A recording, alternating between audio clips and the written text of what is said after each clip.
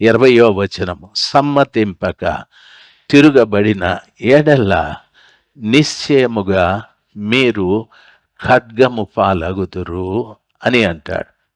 సమ్మతించక తిరగబడిన ఎడల, దేవుని మాటను మనము సమ్మతించకపోతే దేవుని దృష్టిలో మనం ఎటువంటి వారు తెలుసా? తిరగబడిన వారు.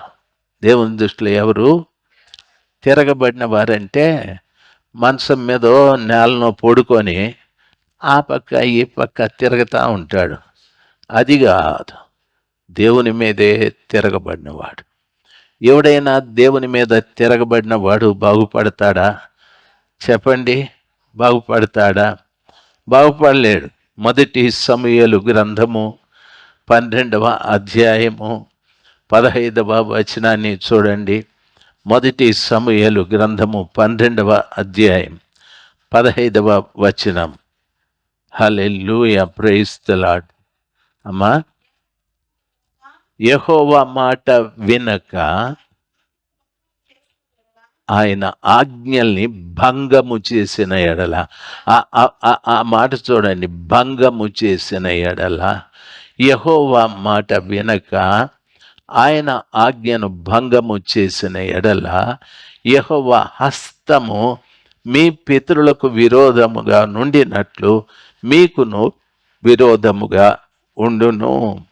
దేవుని హస్తము మీ పితరులకు విరోధంగా ఉండినట్లు మీకును విరోధముగా ఉండును. ఏమి మనకు విరోధంగా ఉంటుంది?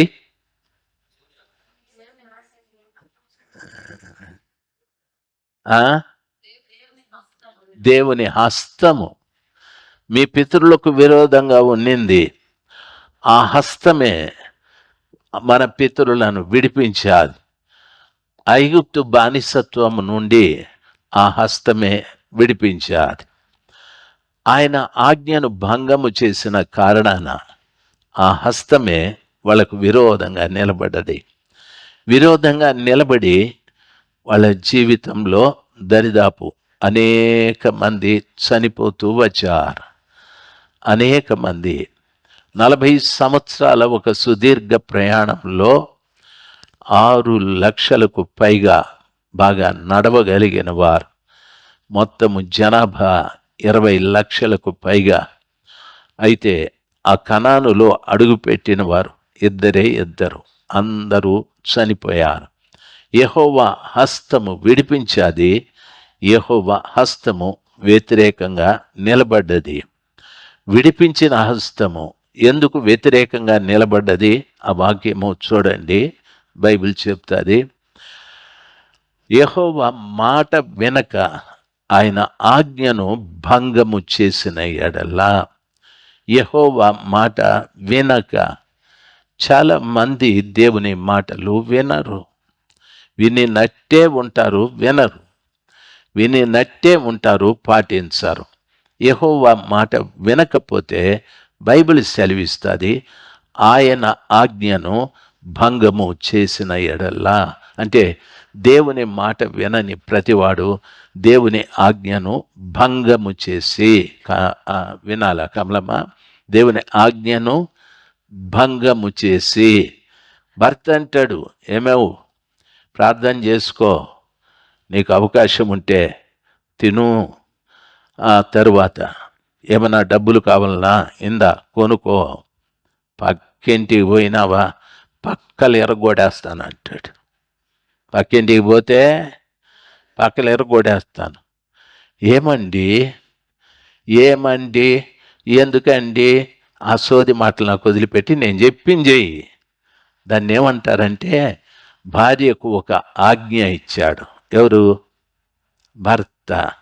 ఈ పిచ్చి మగందే వాడు డ్యూటీ నుండి వచ్చే లోపల ఆ ఇంట్లో కూర్చొని చచ్చింది. ఏ ఇంటికి పోవద్దన్నాడో ఆ ఇంట్లో ఉంది. ఆ ఇంట్లో ఉంటే వాడు అంటాడు, అట్లా ఇట్లా తిరిగి ఉంటే పక్కింటి మీ ఇంటి ఆయన వచ్చినాడు, పోయే అని ఇది పరిగెత్తుకొని వచ్చింది తెక్కది. ఏమండి, ఎక్కడికే పోయింది అని, దాదాబా ఏందే ఎక్కడ పోయింది? మొదట తలుపు తెరు అంటాడు.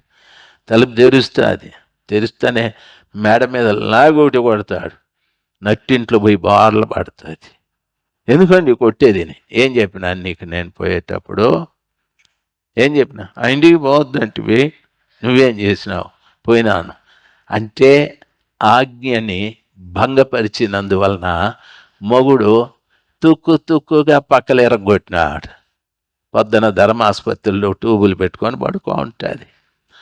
ఆజ్ఞని అతిక్రమించినందువలన దేవుని వాక్యం సెలవిస్తుంది, ఆజ్ఞని అతిక్రమించుట సరే, దేవుని మాట వినకుండా తిరగబడుట వలన ఆజ్ఞని భంగము చేయడము. ఆజ్ఞని ఏం చేయడము చెప్పాలి? ఆజ్ఞని ఏం చేయడము? భంగము చేయడం. దేవుని మాట వినకుండా తిరగబడినందువలన ఆజ్ఞని మీరు భంగము చేశారు అని చెప్పి నా హస్తము మీకు విరోధంగా నిలబడుతుంది అని చెప్పారు. బాగా వినాలి. దేవుని మాట సమ్మతించి మనము వింటే మీరు భూమి మీద మంచి పదార్థములను అనుభవిస్తారు అని చెప్పాడు. మంచి పదార్థాలు అనుభవిస్తారు. ఆయన మాట వినకుండా తిరగబడితే ఆజ్ఞను భంగము చేశాను.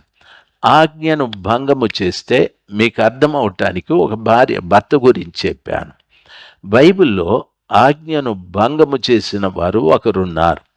ఎవరైనా అంటే మొట్టమొదటి మనుషులు ఆదాము హవ్వమ్మ. ఏమని? ఈ తోటలో ఉన్న పండ్లన్నీ తినండి, అయితే ఈ చెట్ల మధ్యలో ఒకటి ఉంది చూడు, ఆ చెట్టు ఫలము తినకూడదు అని వాళ్ళు అడగక ముందే చెప్పారు. అది తిను దినమున నిశ్చయముగా మీరు చనిపోతారు అని చెప్పాడు. అయితే ప్రభువు చెప్పినటువంటి మాట, ప్రభుల వారు కొద్ది కాలానికే ఆ హవ్వమ్మతో సాతానుడు మాట్లాడి ఆ ఆజ్ఞని భంగము చేసేటట్టు చేయించాడు.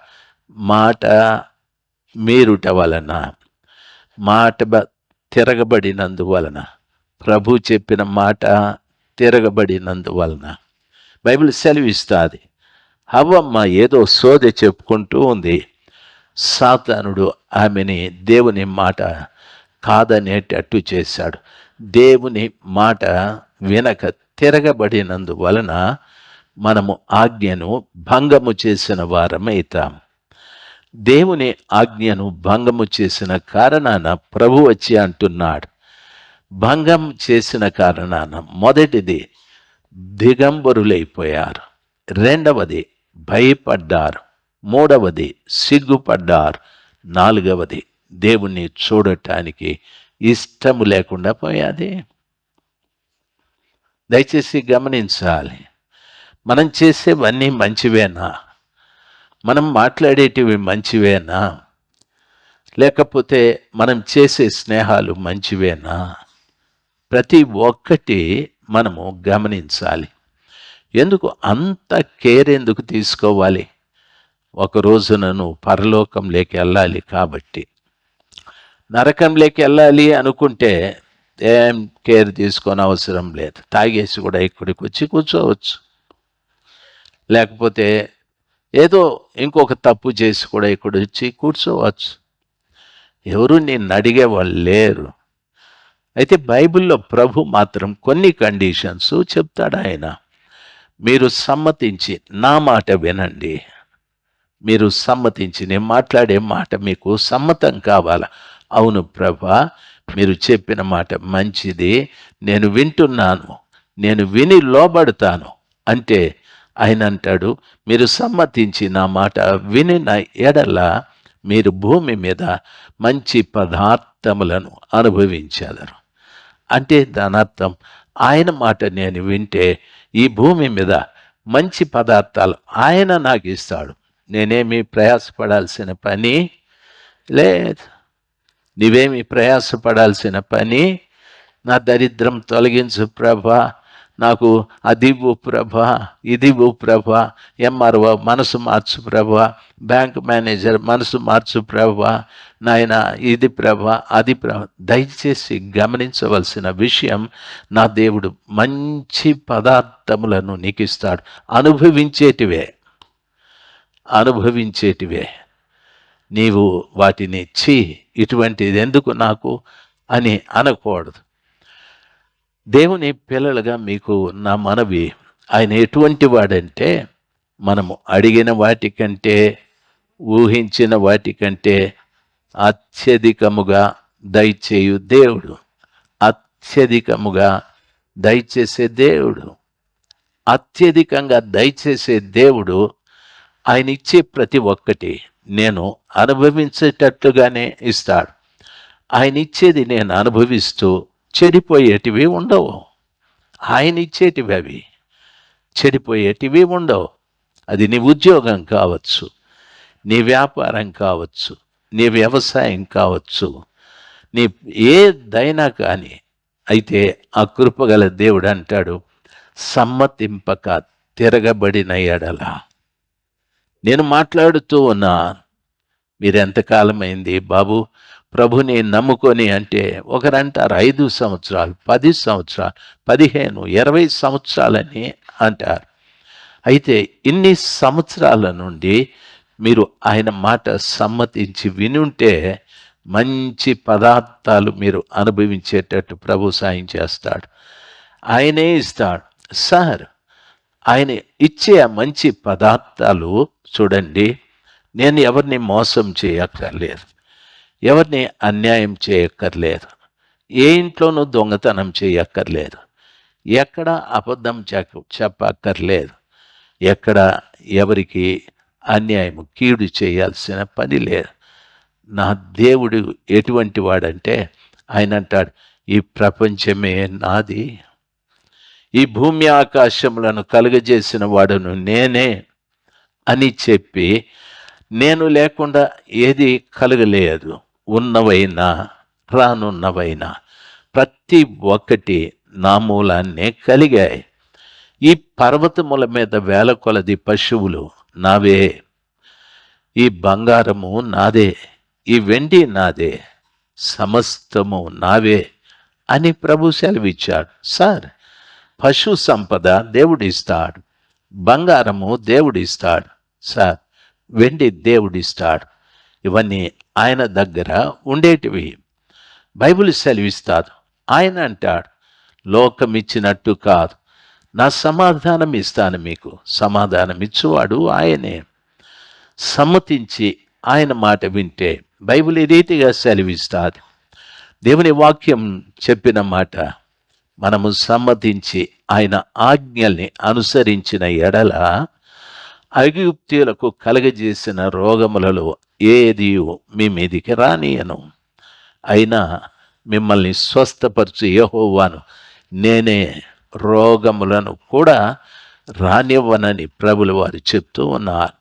రోగాలు ఎవరికంటే ఐగుప్తీయులకు, ఇజ్రాయిలు ప్రజలకు వ్యతిరేకంగా ఉన్న ఐగుప్తీయుల కొరకు రోగాలను దేవుడు కలగజేశాడు, కానీ ఇజ్రాయేలీయులకు కాదు. ఎందుకు ఇజ్రాయేలీయులకు రోగాలు తెగుళ్ళు వచ్చాయంటే, ఆయన మాట సమ్మతించి వినకపోవట వలన. దయచేసి ఎంతమంది వింటా ఉన్నారో ఒకసారి గట్టిగా హల్లెలూయా చెప్దాం, గట్టిగా చప్పట్లు కొడదాం. Hallelujah. Praise the lord, praise the lord, praise the lord. Bible సెలవిస్తుంది, ఆజ్ఞను భంగము చేసిన ఆదాము కుటుంబం ఏమయ్యాదంటే దిగంబరులైపోయారు. మహిమ పోయాది, సిగ్గుపడ్డారు, భయపడ్డారు. ప్రతిరోజు దేవునితో కలిసి తిరుగుతూ మాట్లాడే వాళ్ళు దేవుణ్ణి చూసి చెట్ల చాటుకు వెళ్ళిపోయారు. వారు సిగ్గుపడుతున్నారు కాబట్టి వారి దిశమలు కనిపిస్తున్నాయి గనుక అంజూరపు ఆకులతో కచ్చడాల్ని కుట్టుకున్నారు. అంజూరపు ఆకులు కావాలంటే మన గేటు దగ్గర మీరు వచ్చేటప్పుడు ఎడం చేతి పక్క ఓ చెట్టు ఉంది, అది అంజూరపు చెట్టు. కాయలు కాస్తూ ఉంటాయి. ఆ ఆకులతో కచ్చడాలు, వారు దిశమలను సిగ్గుతో కప్పుకొన్నారు, కుట్టుకున్నారు. ఇస్త్రాకులు కుట్టేనే ఆడ స్టార్ట్ అయింది. దయచేసి గమనించాలి. ఆకులతో చుట్టుకున్నారు. ప్రభుల వారు పిలిచాడు, ఆదామా అంటే ఆయన అంటాడు, ఏమిది అంటే, సార్ నన్ను ఏం చేయమంటావు, మీరు నాకు ఇచ్చిన ఈమె చేసిన పని అని. ఏమ్మా హవ్వమ్మా అంటే, సార్ నన్ను ఏం చేయమంటావు, వాడు చేసిన పని అని పాము చూపించినాడు. వాడు చేసిన పనిలో ఆయన లోపల మనవడు వచ్చినాడు. దయచేసి గమనించాల్సింది. దేవుని వాక్యం సెలవిస్తుంది, పాము చేసిన పని అని చెప్తాది. సైతాను ప్రభు ఏమీ అడగలేదు. సైతాన్ని ప్రభు ఏమీ అడగలేదు. సైతాన్ని అడగడు. సైతాను చేత మోసపోయిన నిన్ను అడుగుతాడు, నన్ను అడుగుతాడు. సైతాన్ని ఏమీ అడగడు. ఎందుకంటే వాడు ఆది నుండి మోసగాడే కాబట్టి, వాడు నాశనం చేసే నేచర్ వానికి ఉంది. దయచేసి గమనించాల్సింది, ప్రభు అన్నారు, నా ఆజ్ఞను మీరు భంగము చేశారు. నా మాట వినకపోతిరి, నా ఆజ్ఞను భంగపరిచారు. ఆజ్ఞను భంగపరిచిన వ్యక్తుల జీవితాలలో ఎన్ని వచ్చాయో చూడండి. దేవుని మాట విని భయపడ్డారు, సిగ్గుపడ్డారు, దిగంబరులైపోయారు.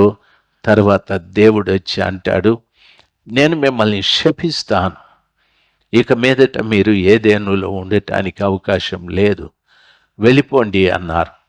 ఏదేను అనేది ఒక ప్రాంతం అయితే, ఏదేను అంటే సౌఖ్యము అని అర్థం. సౌఖ్యము. ప్రభు మాట వినకుండా తిరుగుబడి ఆయన ఆజ్ఞను భంగము చేసిన కారణాన సౌఖ్యము నుండి దేవుడు బయటికి తరిమేశాడు. ఈరోజు చాలామంది సుఖంగా లేరు, నెమ్మదిగా లేరు, ప్రశాంతంగా లేరు. ఒక వ్యాధితోనో, ఆర్థిక ఇబ్బందులతోనో, పిల్లలతోనో, భర్తతోనో, భార్యతోనో, పనిచేసే స్థలంలోనో, సమాజంలోనో ఏదో నెమ్మది లేనితనం. ఈ రీతిగా నీకుంది అంటే దేవుడు నన్ను ఏదేను నుండి తరిమేశాడని తెలుసుకోవాలి. ఈ స్థితి నీకుంది అని తెలిస్తే ఏదేను నుండి తరిమేయడం కాదు, నేను సాతాను మాట విని దేవుని మాటకు తిరగబడి ఆయన ఆజ్ఞను భంగపరిచాను కాబట్టి ఈ స్థితి నాకు కలిగిందని తెలుసుకోవాలి.